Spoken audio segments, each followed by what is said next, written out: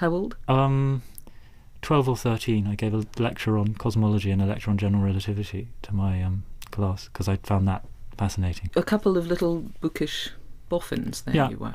Yes. And I mean, there was... Spectacles? Yes, held together with sellotape, very, very thick. I'd embraced the sort of boffin role, I think. Tell me about your second piece of music, then. This is the Countess's aria from The Marriage of Figaro.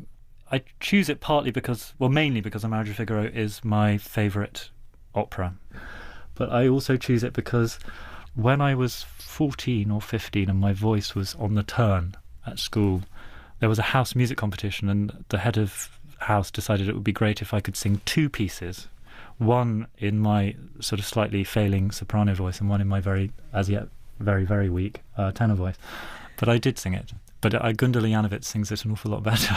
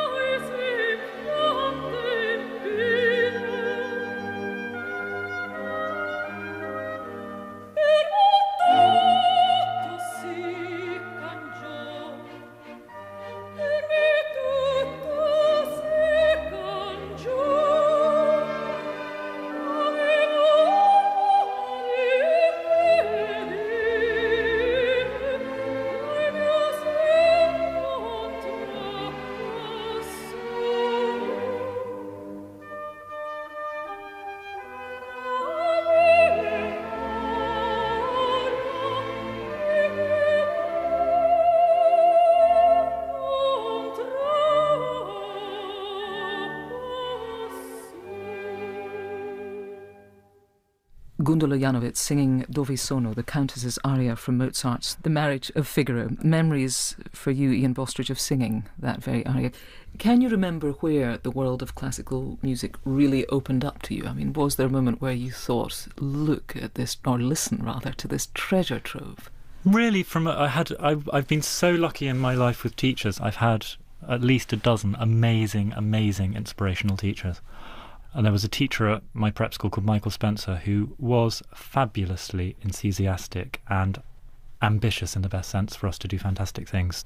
That was where it really opened up. And also he played us records in music classes, and that got me into listening to stuff. And what about the anxiousness? I mean, you said as a grown-up, you have that anxious quality. As a little boy, did performing give you angst? Did it give you worry? I think so. I think I was always a slightly embarrassed performer. I used to always blush, I remember, when I sang as a little boy. And I remember the very first time I sang a solo at my church choir. I went wrong and I burst into tears, and the vicar was incredibly nice to me. But I suppose that's a sort of experience. It's funny, I don't feel that anymore. I feel when I perform, I feel very... I mean, I use angst in performance because that's what Lieder is about. It's romantic poetry. It's about lost love and death and anxious-making subjects. But as a performer, I think I'm very unanxious. It makes me... being on stage and performing makes me feel confident, which is funny because I wasn't a confident performer as a child.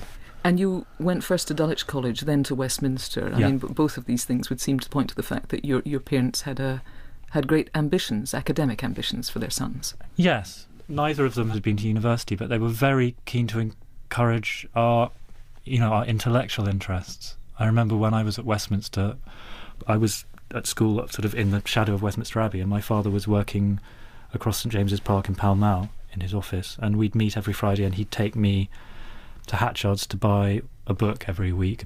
So there was always this encouragement not to make lots of money, but to actually to fulfill ourselves intellectually. And that's from my mother as well, who is amazing now, is in her 80s and is still going to... She's just started philosophy classes and goes to music classes and is always learning. Tell me about your next piece of music then. This is Beethoven's penultimate piano sonata, Opus 110, and it's a recording by Arthur Schnabel, Arthur Schnabel was the first person really to record all these sonatas in the 1920s, so the sound is slightly dodgy, but he does this amazing thing of sort of gesturing towards an ideal playing of the piece. It's sometimes a little bit out of control.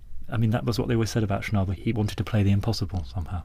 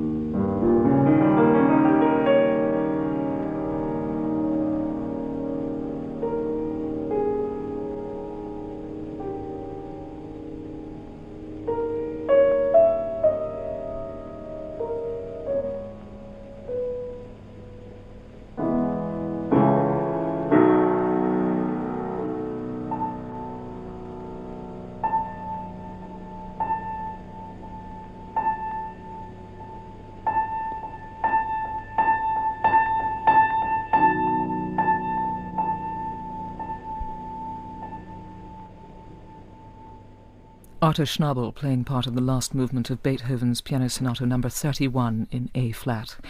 The music, Ian Bostridge, you want to die to?